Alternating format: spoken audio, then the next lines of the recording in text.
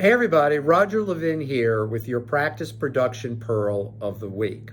We're going to talk today about entrepreneurship. Now, most dentists think they're entrepreneurs, and I think most dentists are entrepreneurs in stage one.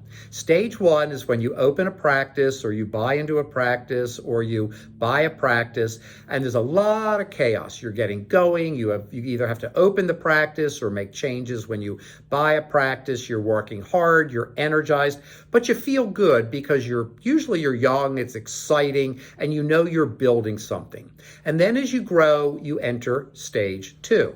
Now, stage two, from a management standpoint, is the stage where you plateau. You have patients, you're making a living, you're very busy in your personal life, and you're no longer constantly working at practice improvement. Because stage one, you're constantly improving, you're trying to make a living, you want to pay your bills. You got to make enough revenue to pay your bills, pay back student loan debt for many of you. And then we get to this second stage that's very comfortable. Now, in the history of dentistry, everybody pretty much stayed in that second stage. It was great. You got there, you did well, you made a living, you took care of your family, you saved, and you retired.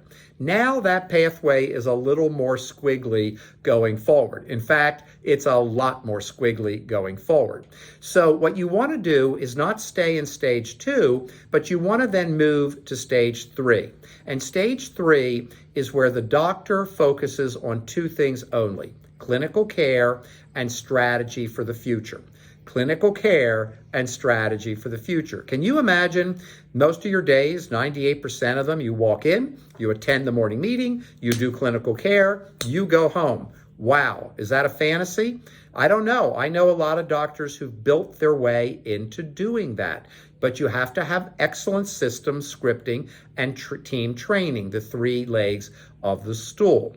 Now, also in this third stage, doctors delegate. That's how they get to doing only clinical care and strategy. I'll get back to strategy in a minute. So they delegate more and more and more. One of the exercises I give executive coaching clients of our company, which is a little different than our consulting, is identify one thing a month that you can delegate. Get it off your back. If you don't delegate, then you're staying in stage two, and eventually that plateau could lead to production decline. Because we focus so heavily on production for practices here, we want you in stage three, where there's a lot of delegation to the team and the doctor can become a higher and higher level producer and really enjoy and be happy in the practice, have satisfaction.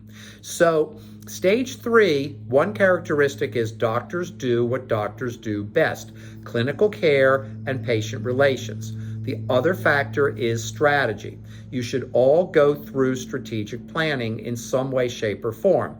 In stage two, you're too busy, you're not motivated, there are ups and downs, good days, bad days, hopefully a lot more good than bad. But in stage three, you have time to work on the business. There's a business expression: are you working in the business or on the business? Well, we're dentists, and as dentists, you have to produce chairside. That's working in the business. You're going to spend most of your life there, but you do need some time to work on the business.